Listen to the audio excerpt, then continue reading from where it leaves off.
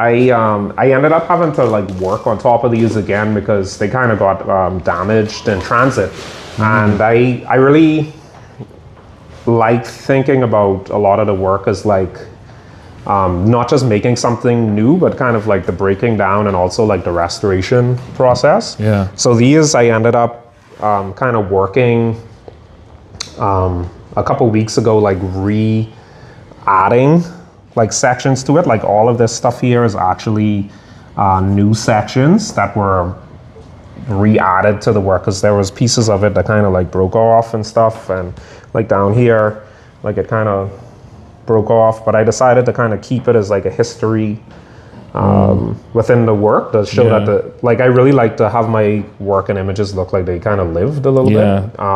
And there's like a physical presence within there.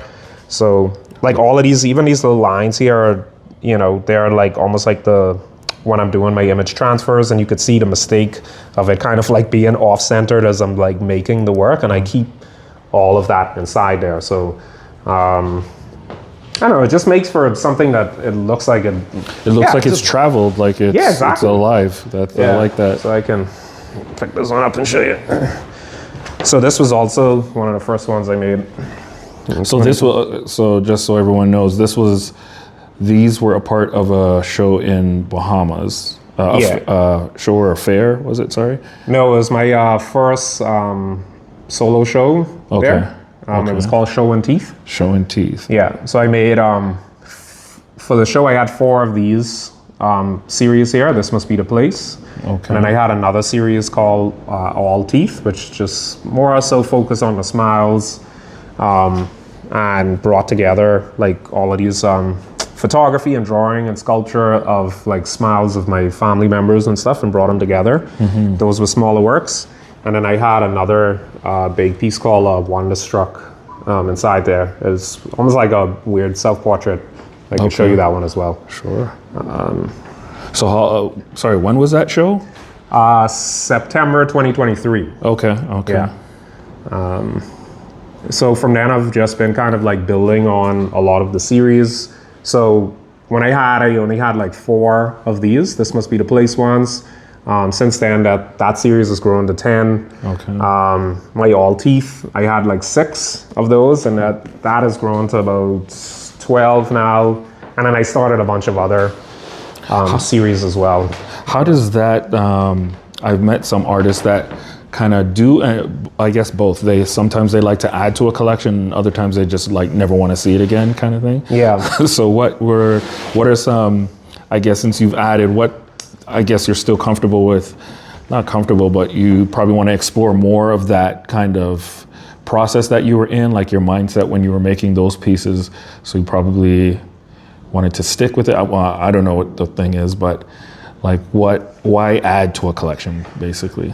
I think for me, like, again, I'm like more, I think about the hip hop production and sampling methodologies sometimes like rather literally, like, and I always imagine this idea of like going back to, for example, like a song and like having to resample a song and what that would look like in a different context. So I think about that within my work, and I don't have any series that, so far at least, that I'm like, oh, this is it. And what I like to do is, because I have almost like a spectrum of works that goes from like figurative to a very kind of like abstract and sculptural works, I always find that each one kind of informs the other. So as I'm making these, you'll find if you look at my Look at Us Together series, there were like smaller elements of this that ended up in that work.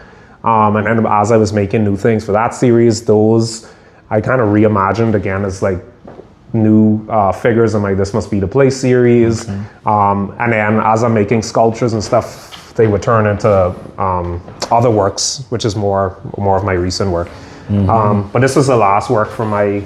Oh, this is huge. Yeah, this was the biggest one I made at the time in 2023. So the other one that was more abstracted is about, like I said, is about twice the size of these. Wow. And this was another work that I had to like fix up recently. So I kind of was looking at a lot of places where a lot of things on YouTube where they would restore posters and like what that actually looked like. So I realized I was actually doing a lot of that already. Yeah. And yeah, so I kind of put in a lot of those elements within the work, and like just thinking about the work as like restoration as well, and not as always this kind of like breaking down of the work and kind of reimagining it, but like what does it look like to restore something that was already there, and also kind of like keep the history of it. So yeah, this was the biggest work that I made for that series called Wonderstruck. It's called Wonderstruck 2 because I did another one before this one. Yeah. Wow. Yeah, I like this one because it has like my niece's drawing on this top part right there. Like she sent that to me. Your fingers? No, right there. This little alien thing right there. Oh. Yeah. So she actually likes drawing and stuff like that, and she sent me a bunch of drawings via WhatsApp. Okay. Wow. She was like 8 years old. Jeez. Yeah. So and she got to see it last summer when it was still up there, and she was kind of freaking out. So like I find it very interesting when children can see something that they do on this like very small scale as well, and they could see it kind of like integrated in a much larger work and see it bigger, and and I'm just interested in thinking about like how the people around you kind of make up who you are, and how do you kind of represent that. And a lot of the times it's through like body parts and stuff like that, maybe smiles and teeth and hands and whatever, but sometimes it's through objects and gestures. So they become like this weird kind of like coded history of the people around me and the places I've been and stuff. And it's also one of my favorite things when I was making work when I was growing up, like to read like a lot of when I would buy like CDs and stuff like that, to read the credits in the CDs. Oh yeah, the liner notes. Yeah, exactly. And you would see like who sampled what, and I think of that as like a very appealing way to like document. It's almost like a time capsule in the moment, kind of. Who are you working with at this time when you created this body of work? Yeah, it's almost like a weird like kind of journal, like almost like an abstracted journal, and it's like, and I think about that. Like, being from the Bahamas, and there's a huge movement around like decolonization and what that actually looked like. And I think like the way hip hop production kind of deals with remembering and paying homage to people became like a very big part in how I like think about documenting your history and your family and stuff.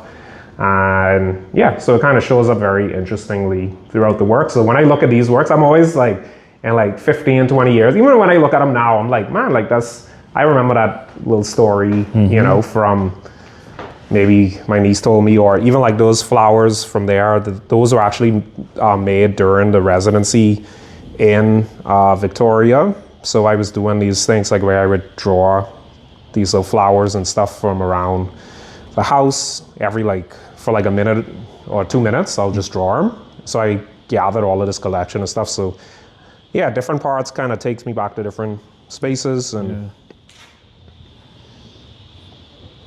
reminds me of certain people as well. Cool.